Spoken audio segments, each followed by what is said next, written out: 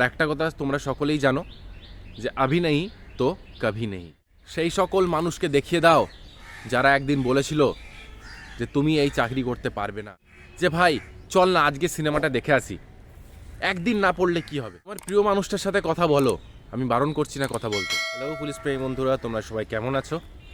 তো আশা করি তোমরা সকলেই ভালো আছো এবং পড়াশোনা খুব জোর কদমে চালাচ্ছ। তোমরা সকলেই এই প্রিপারেশনের সময় অনেক বেশি ডিপ্রেসড হয়ে পড়ছো।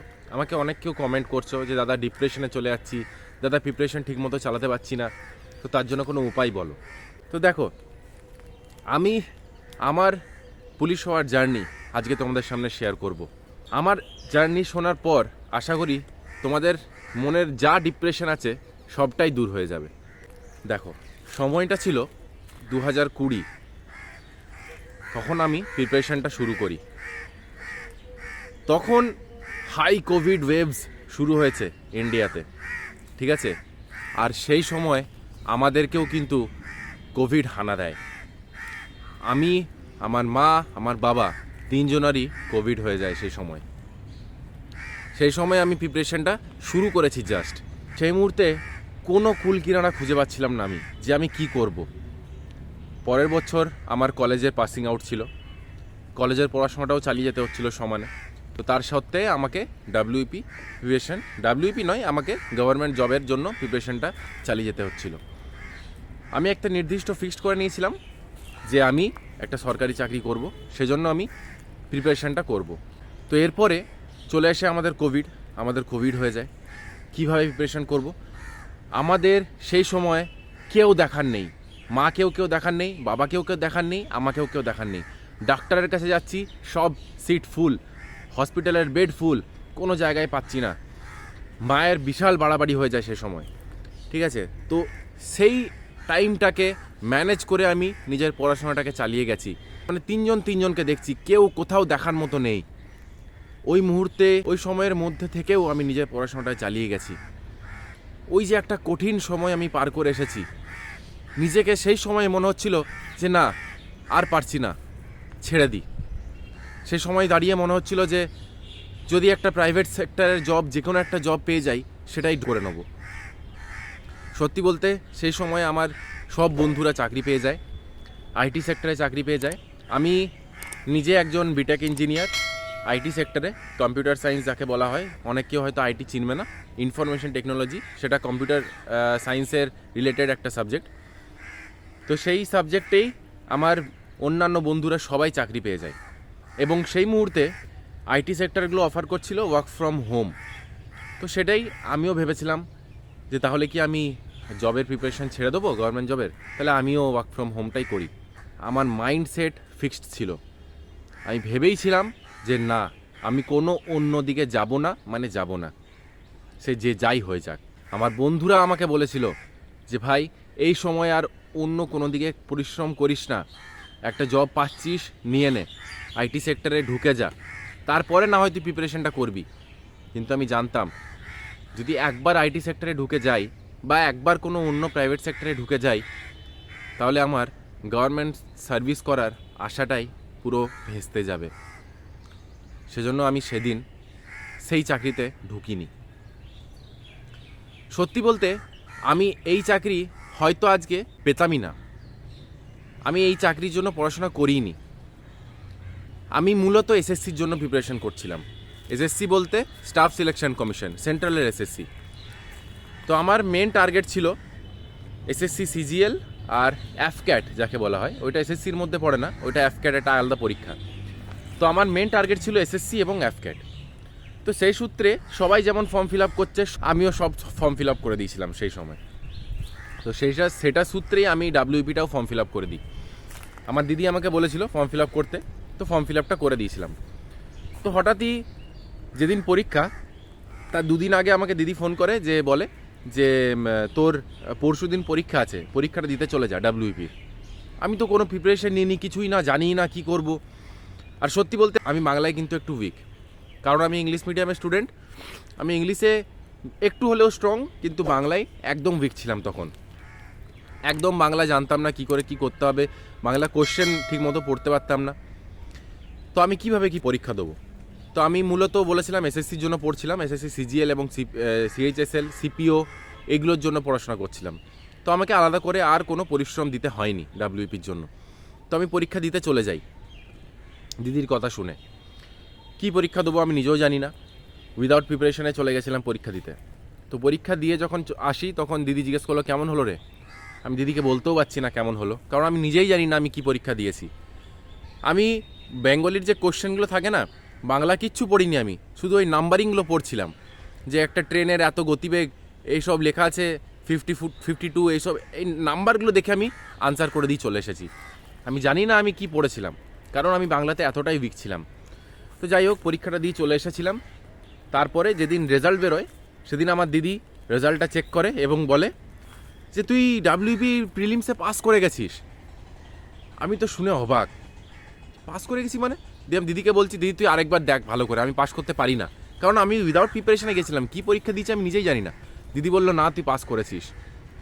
ওই যে একটা মনে জোশ পেলাম, কারণ আমার প্রথম পরীক্ষা যেটাতে আমি পাস করেছিলাম আমার প্রিপারেশনের পর, সেটা হচ্ছে ডাব্লিউবিপি প্রিলিমসটা পাস করার পর আমি আরও অন্যান্য পরীক্ষায় পাস করতে থাকি আস্তে আস্তে, কিন্তু ডাব্লিউবিটা আমার ফার্স্ট ছিল। তারপরে আমি মাঠের জন্য প্রিপারেশন শুরু করি। তখন আমি জানতাম না যে কিভাবে মাঠ প্রিপারেশন করব, কিভাবে দৌড়বো, আমাকে গাইডেন্স দেওয়ার মতোও কেউ ছিল না। তাই আমি সকাল দুপুর রাত 3 বেলা পুরো জোর কদমে মাঠ শুরু করে দিলাম দৌড়াতে। আর প্রিলিমস পরীক্ষা হওয়ার পর বেশি দিন আমাদেরকে সময় দেয়নি মাঠের, তো সেই জন্য দৌড়াতে শুরু করে দিই। আর যখন দৌড়েছিলাম আমার হাঁটু ব্যথা শুরু হয়ে যায়। ওইখানেও আমি আবার একবার না একবার হলেও আমি নত হয়ে গেছিলাম যে আমি কি পারবো মাঠটা। দিদির সামনে হাওমাও করে কেঁদেছিলাম, আমার মায়ের সামনে গিয়ে হাওমাও করে কেঁদেছিলাম, আমার যে প্রিয় মানুষটা আছে তার সামনে গিয়েও আমি হাওমাও করে কেঁদেছিলাম যে আমি কি পারবো। কিন্তু তারা আমাকে জোর দিয়েছিল, তারা আমাকে সাহস দিয়েছিল যে না তুই পারবি। আমার দিদি মেনলি আমাকে বলেছিল যে তুই পারবি, আমি জানি তুই পারবি। তো সেই জোর নিয়েই মনে মাঠে দৌড়তে গেলাম, এবং আমি একটাই টার্গেট ছিল মাঠে দৌড়ানোর সময়, যে আমাকে আমার আগের ছেলেটাকে আমাকে কাটতেই হবে যেমন করেই হোক। তো আমি মাঠ পাস করে যাই খুব ভালো করে। তারপরে আমি মেন্সের জন্য প্রিপারেশান শুরু করি। আমার মেন্সের জন্য আলাদা করে কোনো প্রিপারেশান লাগেনি, কিন্তু আমাকে বাংলাটা পড়ার জন্য আলাদা করে প্রিপারেশান লেগেছিল, আলাদা করে জোর দিতে হয়েছিল আমাকে, কারণ আমি বাংলাতে উইক ছিলাম। তো তারপরে আমি বাংলাতে একটু বেশি পরিশ্রম করা শুরু করে দিই, বাংলায় কোশ্চেন পেপার লাগাতে শুরু করি। আমি যেখানে কোচিং করতাম একটা স্যার ছিলেন, তো সেখান থেকে স্যার যেই সেটগুলো দিত বাংলায় সেখান থেকে প্র্যাকটিস করা শুরু করে দিই। তো তারপরে আমি আস্তে আস্তে নিজের যে স্কিলটাকে বাংলায় সেটাকে ইনক্রিজ করা শুরু করি। তো তারপরে আমি মেন্সের জন্য প্রিপেয়ার্ড, মেন্স পরীক্ষা দিই এবং মেন্সে পাশ করি, ইন্টারভিউ দিই, ইন্টারভিউতেও পাশ করি, ফাইনাল মেরিট লিস্টে আমার নাম। আমি এসএসসির জন্য পড়াশোনা করেছিলাম বলেই আজকে আমি ডাব্লিউইপি কনস্টেবলে পাশ হতে পারলাম। এসএসসি সিপিওতেও পাশ করেছিলাম, এসএসসি জিডিতেও পাশ করেছিলাম। আমি একটাই কারণে যাইনি, কারণ আমাকে নিজের স্টেট ছেড়ে অন্য স্টেটে জব করতে হবে, এই জিনিসটা আমার পছন্দ নয়। হ্যাঁ, সেগুলো অনেক রেপুটেটেড জব আমি জানি, কিন্তু তাও আমার কোথাও না কোথাও গিয়ে আমার মনে হচ্ছে যে না, আমার নিজের স্টেটে থেকেই সরকারি চাকরিটা করব। আমি এখনও অন্যান্য চাকরির জন্য প্রিপারেশন নিচ্ছি, অবশ্যই তোমরা সকলেই নেবে। এইখানেই থেমে থাকলে হবে না, তোমার লক্ষ্য সবসময় তোমাকে উঁচুতে রাখতে হবে, সবসময় হাই লেভেলের লক্ষ্য চিন্তা করতে হবে, হাই লেভেলের থিঙ্কিং, হাই লেভেলের থটস তোমাকে মাথায় আনতে হবে। তোমরা যদি ডাব্লিউবি কনস্টেবলের জন্য প্রিপারেশন করছো, তোমাদেরকে এসআইয়ের জন্য প্রিপারেশন রাখতে হবে, এসআইয়ের জন্য মাথায় থটস রাখতে হবে। তোমরা যদি এসআইয়ের জন্য প্রিপারেশন করছো, তাহলে তোমাদেরকে ডাব্লিউবিসিএস অফিসারের জন্য প্রিপারেশন রাখতে হবে, ডাব্লিউবিসিএস এর থটস রাখতে হবে যে আমি ডাব্লিউবিসিএস এক্সামটা ক্র্যাক করব কী করে। ডিপ্রেশনের কথা বলছো, ডিপ্রেশন তো আমিও সেই সময় এত ডিপ্রেসড হয়েছিলাম করোনার টাইমে, তখন আমাকে সাহায্য করার মতো কেউ ছিল না। তখন আমার বন্ধুরা আমাকে বলেছিল ভাই তুই জবটা ঢুকে যা, যে কোনো একটা জবে ঢুকে যা। তখন আমাকে অনেক কেউ বলেছিল যে ভাই এটা তো একটা নিম্নমানের চাকরি, তুই এই চাকরি করবি। আমাকে তখন এমনও অনেক কেউ বলেছিল যে ভাই চল না আজকে সিনেমাটা দেখে আসি, একদিন না পড়লে কি হবে, কালকে আবার পড়ে নিবি। কিন্তু সেদিন আমি সেই সিনেমাটা দেখতে যাইনি বলে আজকে আমি এই চাকরিটা পেয়েছি। কিছু কিছু জিনিস লাইফে স্যাক্রিফাইস করতে হয়, কিছু ভালো জিনিস পেতে গেলে কিছু জিনিসকে স্যাক্রিফাইস করাটা দরকার। আর একটা কথা তোমরা সকলেই জানো যে আভি নেই তো কভি নেই, তাই বারবার বলছি কিছু কিছু জিনিসকে স্যাক্রিফাইস করো, নিজেকে একটু টাইমটা বেশি করে দাও, কারণ এই যে টাইম, এইটা যদি একবার চলে যায় পরে আফসোস করার আর কোনো সময় থাকবে না তোমাদের কাছে। কারণ একটা হিউজ ভ্যাকেন্সি তোমাদের সামনে, এত ভ্যাকেন্সি আগে কোনোদিনও আসেনি। বারবার বলছি, যে এসসি হোক, যে এসটি হোক, ওবিসি হোক, যে কাস্টের হোক না কেন, তোমাদের লক্ষ্য যেন একটাই থাকে যে আমি জেনারেলে পাস করব। সে যাই হয়ে যাক, আমি জেনারেলে পাস করব এবং আমার লক্ষ্য থাকবে যদি আমি কনস্টেবল হতে চাই আমি এসআইয়ের পরীক্ষা পাস করব, আমি এসআইয়ের পরীক্ষা ক্র্যাক করব। এই লক্ষ্য নিয়ে এই লক্ষ্য নিয়ে এগোবে না যে আমাকে কনস্টেবল পরীক্ষাটাই পাস করতে হবে, তাহলে কিন্তু হবে না বস। লক্ষ্য সবসময় হাই রাখতে হবে, আর মরাল কোনো দিনও ডাউন করবে না, মরাল সবসময় হাই রাখবে। তোমাদের পরীক্ষা, তোমাদের পথ, তোমাদেরকেই চলতে হবে। অন্য কেউ পরীক্ষায় পাশ করিয়ে দেবে না বা অন্য কেউ তোমাদের পথে চলে দেবে না। তাই বলছি, কেউ ডিমোটিভেট হবে না। সকলেরই জীবনে কষ্ট আছে। কেউ সবজি বিক্রি করছে, কেউ চা বিক্রি করছে, কেউ দিনমজুরি খাটছে, তারাও কিন্তু দিন রাত পরিশ্রম করেও নিজের পড়াশোনাটা চালিয়ে যাচ্ছে এই একটা সরকারি চাকরি পাওয়ার জন্য। কিন্তু তোমরা কি ঘরে বসে বসেও মোবাইল ঘাঁটার পরও মনে হচ্ছে যে না আমি ডিমোটিভেট হয়ে যাচ্ছি?